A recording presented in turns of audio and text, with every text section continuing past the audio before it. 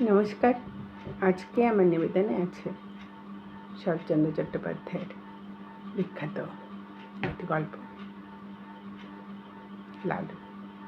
লালুর ছোট্টবেলার অনেক গল্প আছে, তার মধ্যে একটি গল্প আজকে আমি পড়ছি, লালুর ছেলেবেলার গল্প। একটু মজার। ছেলেবেলায় আমার এক বন্ধু ছিল, তার নাম লালু। অর্ধ শতাব্দী পূর্বে, অর্থাৎ সে এতকাল পূর্বে যে তোমরা ঠিকমতো ধারণা করতে পারবে না। আমরা একটা ছোট্ট বাংলা স্কুলের এক ক্লাসে পড়তাম। আমাদের বয়স তখন 10-11। মানুষকে ভয় দেখাবার, জব্দ করবার কত কৌশলই যে তার মাথায় ছিল তার ঠিকানা নেই। ওর মাকে রবারের সাপ দেখিয়ে একবার এমন বিপদে ফেলেছিল যে তিনি পা মচকে প্রায় 7-8 দিন খুঁড়িয়ে চলতেন। তিনি রাগ করে বললেন ওর একজন মাস্টার ঠিক করে দিতে। সন্ধেবেলা এসে পড়াতে বসলে ও আর উপদ্রব করার সময় পাবে না। শুনে লালুর বাবা বললেন তার নিজে কখনো মাস্টার ছিল না। নিজের চেষ্টায় অনেক দুঃখ সয়ে লেখাপড়া করে এখন তিনি একজন বড় উকিল। ইচ্ছে ছিল ছেলেও যেন তারই বিদ্যা লাভ করে, কিন্তু শর্ত হলো এই যে যেবার লালু ক্লাসের পরীক্ষায় প্রথম না হতে পারবে তখন থেকেই থাকবে ওর বাড়িতে পড়াবার টিউটর। সেই যাত্রা লালু পরিত্রাণ পেলে, কিন্তু মনে মনে রইল মার ওপর চোটে, কারণ উনি তার ঘাড়ে মাস্টার চাপানোর চেষ্টায় ছিলেন। সে জানত বাড়িতে মাস্টার ডেকে আনা আর পুলিশ ডেকে আনা সমান। লালুর বাপ ধনী গৃহস্থ। বছর কয়েক হলো পুরনো বাড়ি ভেঙে তেতলা বাড়ি করেছেন। সেই অবধি লালুর মায়ের আশা গুরুদেবকে এই বাড়িতে এনে তার পায়ের ধুলো নেন, কিন্তু তিনি বৃদ্ধ ফরিদপুর থেকে এত দূরে আসতে রাজি হন না। কিন্তু এইবার সেই সুযোগ ঘটেছে। স্মৃতিরত্ন সূর্যগ্রহণ উপলক্ষে কাশী এসেছে। সেখান থেকে লিখে পাঠিয়েছেন ফেরবার পথে স্মৃতিরত্ন নন্দরানীকে আশীর্বাদ করে যাবেন। লালুর মার আনন্দ ধরে না, উদ্যোগ আয়োজনে ব্যস্ত। এতদিনে মনস্কামনা সিদ্ধ হবে, গুরুদেবের পায়ের ধুলো পড়বে, বাড়িটা পবিত্র হয়ে যাবে। এতদিনে মনস্কামনা সিদ্ধ হবে, গুরুর পায়ের ধুলো পড়বে, বাড়িটা পবিত্র হয়ে যাবে। নিজের বড় ঘরটা থেকে আসবাব সরানো হলো, নতুন ফিতের খাট, নতুন শয্যা তৈরি হলো। নিচের বড় ঘরটা থেকে আসবাব সরানো হলো, নতুন ফিতের খাট, নতুন শয্যা তৈরি হলো গুরুদেব শোবেন বলে। এই ঘরেরই এক কোণে তার পূজা আহ্নিকের জায়গা হলো, কারণ তেতলার ঠাকুর ঘরে উঠতে নামতে তার কষ্ট হবে। 3-2 পরে গুরুদেব এসে উপস্থিত হলেন। কিন্তু কি দুর্যোগ! আকাশ ছেয়ে কালো মেঘের ঘটা, যেমন ঝড় তেমনি বৃষ্টি, তার আর বিরাম নেই। এদিকে মিষ্টান্নাদি তৈরি করতে, ফল ফুল সাজাতে লালুর মা নিঃশ্বাস নেবার সময় পান না। তারই মধ্যে স্বহস্তে ঝেড়ে মুছে মশারি গুঁজে দিয়ে বিছানা করে গেলেন। নানা কথাবার্তায় রাত হয়ে গেল। পথশ্রমে ক্লান্ত গুরুদেব আহারাদি সেরে শয্যা গ্রহণ করলেন। চাকর বাকরের ছুটি হয়ে গেল। সুকোমল শয্যায় পরিপাট্য বিছানায় প্রসন্ন গুরুদেব মনে মনে নন্দনারীকে আশীর্বাদ করলেন। কিন্তু গভীর রাতে অকস্মাৎ তার ঘুম ভেঙে গেল। ছাদ চুইয়ে মশারি ফুঁড়ে তার পরিপুষ্ট পেটের উপর জল পড়ছে। উহ, কি ঠান্ডা সে জল! শশব্যস্তে বিছানার বাইরে এসে তিনি পেটটা মুছে ফেললেন। বললেন নতুন বাড়ি করলে নন্দরানী, কিন্তু পশ্চিমের কড়া রোদে ছাদটা এর মধ্যেই ফেটেছে দেখছি। ফিতের খাট ভারী নয়। মশারি শুদ্ধ সেটা ঘরের আরেক ধারে টেনে নিয়ে গিয়ে আবার শুয়ে পড়লেন। কিন্তু 8 মিনিটের বেশি নয়। চোখ দুটো সবে বুঝেছেন, অমনি 2-4 ফোঁটা তেমনি ঠান্ডা জল টপ টপ করে পেটে ঠিক মাঝখানে পড়ল। স্মৃতিরত্ন আবার উঠলেন, আবার খাট টেনে অন্য ধারে নিয়ে গেলেন। বললেন, ছাদটা দেখছি একন থেকে ওকন পর্যন্ত ফেটে গেছে। আবার শুলেন, আবার পেটের ওপর জল পড়ল।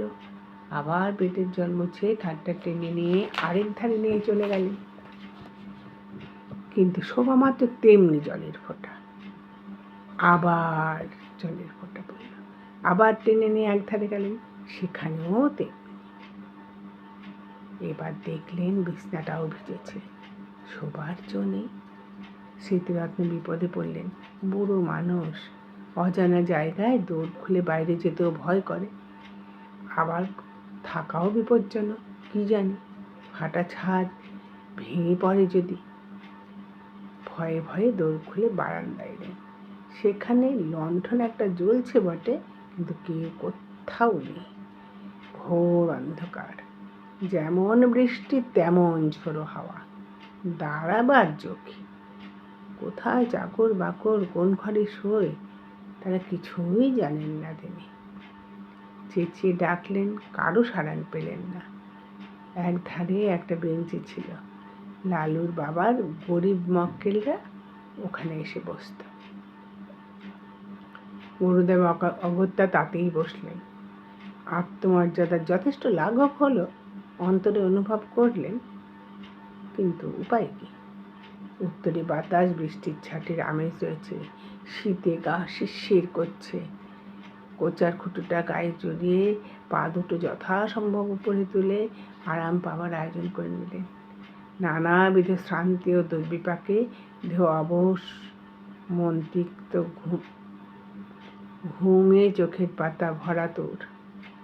অনভ্যস্ত গুরু ভোজন ও রাত্রি জাগরণে 2-1টা অম্ল উদ্গারের আভাস দিল। উদ্বেগের অবধি রইল না। হঠাৎ এমনি সময় অভাবনীয় নতুন উপদ্রব। পশ্চিমের বড় বড় মশা 2 কানের পাশে এসে গান জুড়ে দিল। চোখের পাতা প্রথমে সাড়া দিতে চায় না, কিন্তু মন শঙ্কায় পরিপূর্ণ হয়ে গেল। কি জানি এরা সংখ্যায় কত? মাত্র মিনিট 2। অনিশ্চিত নিশ্চিত হলো। গুরুদেব বুঝলেন সংখ্যায় এরা অগণিত।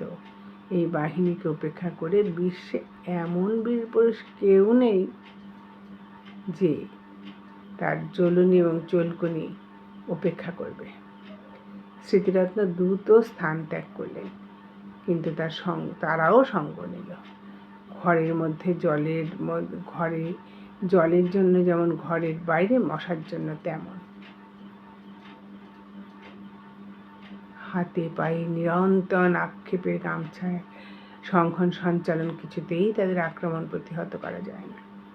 স্মৃতিরত্ন এপাশ ওপাশ ছুটে বেড়াতে লাগলেন। শীতের মধ্যেও তার গা দিয়ে ঘাম ছুটে গেল। ইচ্ছে হলো ডাক ছেড়ে চেঁচান, কিন্তু নিতান্ত বালকোচিত হবে ভেবে আর কিছুই করতে পারলেন না। বিরত রইলেন। কল্পনায় দেখলেন নন্দরানী সুকোমল শয্যায় মশারির মধ্যে আরামে নিদ্রিত। বাড়ির যেখানে আছে পরম নিশ্চিন্তে সুপ্ত। শুধু তার ছুটি ছুটির বিরাম নেই। কোথাকার ঘড়িতে 4টে বাজল। বললেন, কামড়া বেটারা যত পারিস কামড়া, আমি আর পারিনি।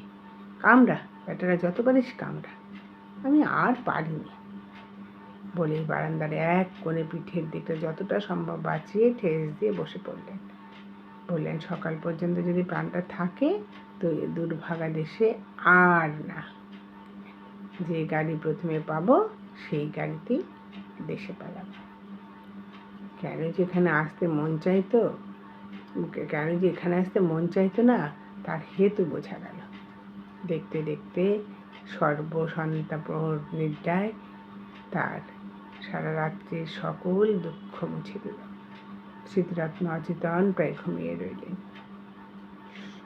দেখতে দেখতে সর্বসন্তাপ হরনিদ্রায় তার সারা রাত্রির সকল দুঃখ মুছে দিল। স্মৃতিরত্ন অবচেতন হয়ে ঘুমিয়ে পড়লেন। এদিকে নন্দরানী ভোর না হতেই উঠলেন। গুরুদেবের পরিচর্যায় লাগতে হবে। রাত্রে গুরুদেব জলযোগ মাত্র করেছেন, যদি তা গুরুতর, তবুও মনের মধ্যে ক্ষোভ ছিল। খাওয়া তেমন ভালো হয়। আজ দিনের বেলায় নানা উপাচারে তা ভরিয়ে তুলবে। নিচে নেমে এলেন, দেখেন দোর খোলা। গুরুদেব তার আগেই উঠেছেন ভেবে একটু লজ্জা বোধ হলো। ঘরের মধ্যে মুখ বাড়িয়ে দেখেন তিনি নেই। এতে কি ব্যাপার? দক্ষিণ দিকের খাট উত্তর দিকে, তার ক্যাম্বিসের ব্যাগটা জানলা ছেড়ে মাঝখানে নেমেছে। কোষাকুষি, আসন প্রভৃতি পূজা অনেকের জিনিসগুলো এলো মেলো, স্থানভ্রষ্ট। কারণ কিছুই বুঝলেন না। বাইরে এসে চাকরদের ডাকলেন, তারা তখনও কেউ ওঠেনি। তবে একলা গুরুদেব গেলেন কোথায়? হঠাৎ দৃষ্টি পড়ল, ওটা কি? এক কোণে আলো অন্ধকারে মানুষের মতো কি একটা বসে না? সাহসে ভয় করে একটু কাছে গিয়ে ঝুঁকে দেখলেন তার গুরুদেব। অব্যক্ত আশঙ্কায় চেঁচিয়ে উঠলেন, ঠাকুর মশাই, ঠাকুর মশাই! ঘুম ভেঙে স্মৃতিরত্ন চোখ মেলে চাইলেন। তারপর ধীরে ধীরে সোজা হয়ে বসলেন। নন্দরানী ভয়ে, ভাবনায়, লজ্জায় কেঁদে ফেলে জিজ্ঞাসা করলেন, ঠাকুর মশাই, আপনি এখানে কেন? স্মৃতিরত্ন উঠে দাঁড়িয়ে বললেন, সারা রাত দুঃখের পার ছিল না যে মা? কেন বাবা? নতুন বাড়ি করেছ বটে মা, কিন্তু ছাদ কোথাও আর আস্ত নেই। সারা রাতের বৃষ্টি বাদল বাইরে তো পড়েনি, পড়েছে আমার গায়ের ওপর। খাট টেনে যেখানে নিয়ে যাই সেখানেই জল পড়ে। পাছে ছাদ ভেঙে মাথায় পড়ে, তাই পালিয়ে এলাম বাইরে। তাতেই কি রক্ষে আছে মা? পঙ্গপালের মতো ডাঁশ মশা ঝাঁকে ঝাঁকে সমস্ত রাত খুব লিখেছে। এধার থেকে ছুটে ওধার যাই, ওধার থেকে ছুটে এধারে আসি। গায়ের অর্ধেক রক্ত বোধ করি আর নেই মা। বহু প্রয়াস সাধ্য সাধনা করে আনা বৃদ্ধ গুরুদেবের অবস্থা দেখে নন্দনারীর দু চোখ অশ্রু সজল হয়ে উঠল। বললেন, কিন্তু বাবা, বাড়িটা যে তেতলা, আপনার ঘরের ওপর আরো দুটো ঘর আছে। বৃষ্টির জল 3টে তলার ছাদ উড়ে নামবে কি করে? কিন্তু বলতে বলতেই তার সহসা মনে হলো হয়তো ওই শয়তান লালুর কোনো শয়তানি বুদ্ধি। ছুটে গিয়ে বিছানাতে দেখেন বিছানার চাদর অনেকখানি ভিজে গিয়েছে। মশারি বেয়ে ফোঁটা ফোঁটা জল ঝরছে। তড়িঘড়ি নামিয়ে নিয়ে দেখতে পেলেন ন্যাকড়ায় বাঁধা এক চাঙড় বরফ। সবটা গলেনি তখনও, এক টুকরো বাকি আছে। পাগলের মতো ছুটে বাইরে গিয়ে চাকরদের যাকে সম্মুখে পেলেন চেঁচিয়ে হুকুম করলেন, হারামজাদা এলো কোথায়? কাজকর্ম চুলোই যাকগে, বজ্জারটাকে যেখানে পাবি মারতে মারতে ধরে আন। লালুর বাবা এইমাত্র নিচে নামছিলেন। স্ত্রীর কাণ্ড দেখে হতবুদ্ধ হয়ে গেলেন। কি কাণ্ড করছো? কি হলো কি? নন্দরানী কেঁদে ফেলে বললেন, হয় তোমার ওই লেলোকে বাড়ি থেকে তারা, আজই আমি গঙ্গায় ডুবে মরব। এই মহাপাতকের প্রায়শ্চিত্ত করব। কি করলে সে? বিনা দোষে গুরুদেবের দশা কি করেছে চোখে দেখো। বিনা দোষে গুরুদেবের দশা কি করেছে দেখো গে। তখন সবাই গেলেন ঘরে। নন্দরানী সব বললেন, সব দেখালেন। স্বামীকে বললেন, এই দোষী ছেলেকে নিয়ে ঘর করব কি করে তুমি বলো? গুরুদেব ব্যাপারটা সমস্ত বুঝলেন। নিজের নির্বুদ্ধি তার বৃদ্ধ হা হা করে হেসে ফেললেন। লালুর বাবা আর একদিকে মুখ ফিরিয়ে দাঁড়িয়ে রইলেন। চাকররা এসে বললে, লালু বাবু কোঠি মে নেই হ্যায়। আর একজন এসে জানালো সে মাসির বাড়িতে বসে খাবার খাচ্ছে, মাসিমা তাকে আসতে দিল না। মাসিমা মানে নন্দর ছোট বোন, তার স্বামীও উকিল। সে অন্য পাড়ায় থাকে। এরপরে লালু দিন 15 আর এ বাড়ির ত্রিসীমানা পাড়ায়নি। নমস্কার, শুভরাত্রি, শুভেচ্ছা প্রদান। আমরা চেষ্টা করলাম মাত্র, ভালো মন্দ জানাবেন। সকলে ভালো থাকবেন।